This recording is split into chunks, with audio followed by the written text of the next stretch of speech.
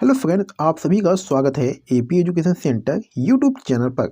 तो मेरे प्यारे दोस्तों, आज इस वीडियो का टॉपिक है जलवायु। इस टॉपिक से जो भी प्रश्न इस वीडियो में दोस्तों लिए गए हैं, ये सभी प्रश्न आपके परीक्षाओं में 100% जो है बार बार पूछे गए प्रश्न है। अगर आप एसएससी या रेलवे का एग्जाम देने जा रहे हैं तो पूरा वीडियो जो है ध्यान से देखिएगा।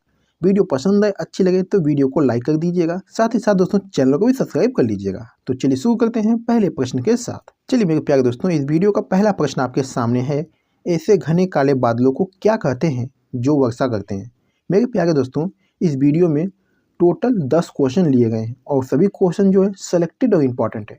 अगर आपको किसी भी प्रश्न का आंसर पहले से पता है तो अपना इसको कमेंट बॉक्स में जरूर बताइएगा। तो चलिए दोस्तों, इस प्रश्न का सही आंसर देने का प्रयास करिएगा। ऐसे घने काले बादलों को क्या कहते हैं जो वर्षा करते हैं।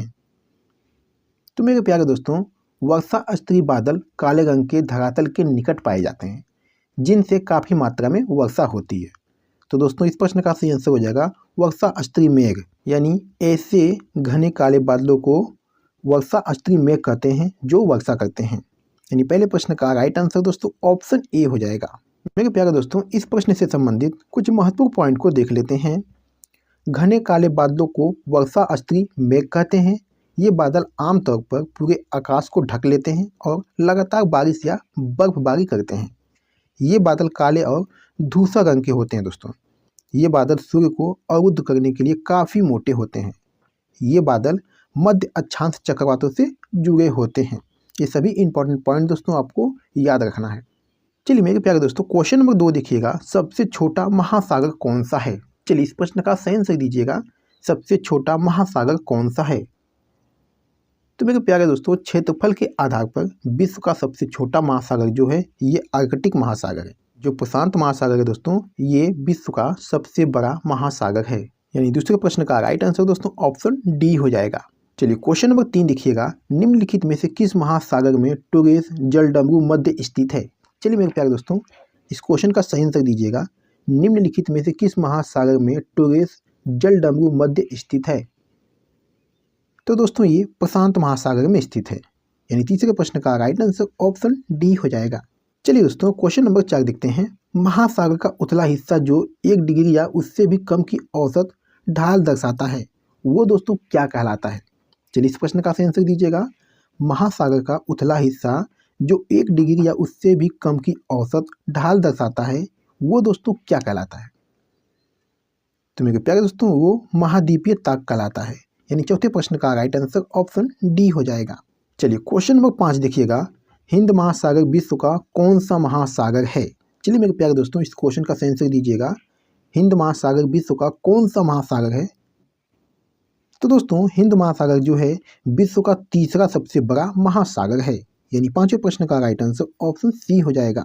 चलिए क्वेश्चन नंबर 6 देखिएगा, निम्नलिखित में से किस महासागर का सबसे गहरा बिंदु जावा गर्त है। चलिए मेरे प्यारे दोस्तों, इस क्वेश्चन का सही आंसर दीजिएगा, निम्नलिखित में से किस महासागर का सबसे गहरा बिंदु जावा गर्त है। तो दोस्तों ये हिंद महासागर का है। यानी छठे प्रश्न का राइट आंसर ऑप्शन सी हो जाएगा।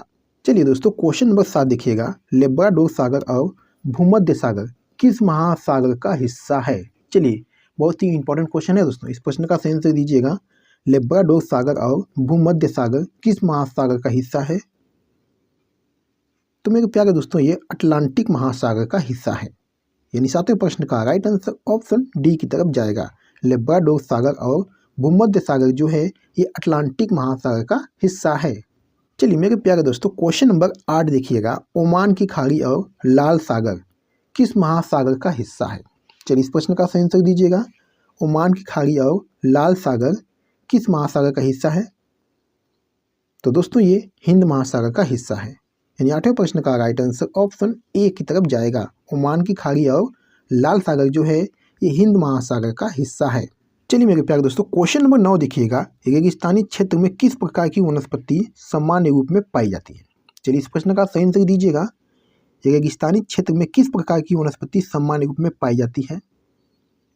तो मेरे प्यारे दोस्तों, रेगिस्तानी क्षेत्र में कम वर्षा एवं विरल वनस्पति वाले क्षेत्र होते हैं। यहाँ झाड़ी प्रकार की वनस्पति सामान्य रूप में पाई जाती है दोस्तों।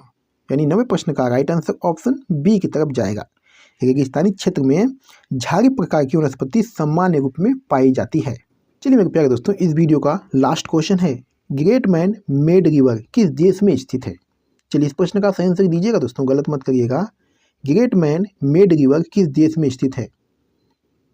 तो मेरे प्यारे दोस्तों ये लीबिया देश में स्थित है। दोस्तों great man made river Libya में स्थित है। ये पाइपों का एक नेटवर्क है जो लीबिया में ताजे जल की आपूर्ति करता है दोस्तों। यह विश्व की सबसे बड़ी सिंचाई परियोजना में से एक है दोस्तों। यानी 10वें प्रश्न का राइट आंसर दोस्तों ऑप्शन ए की तरफ जाएगा। तो मेरे प्यारे दोस्तों वीडियो के पर समाप्त करते हैं और आपने 10 प्रश्नों में से कितने प्रश्न के आंसर सही किए हैं अपना इसको कमेंट बॉक्स में जरूर बताइएगा। तो चलिए फिर मिलते हैं आपसे अगली वीडियो में, तब तक के लिए धन्यवाद।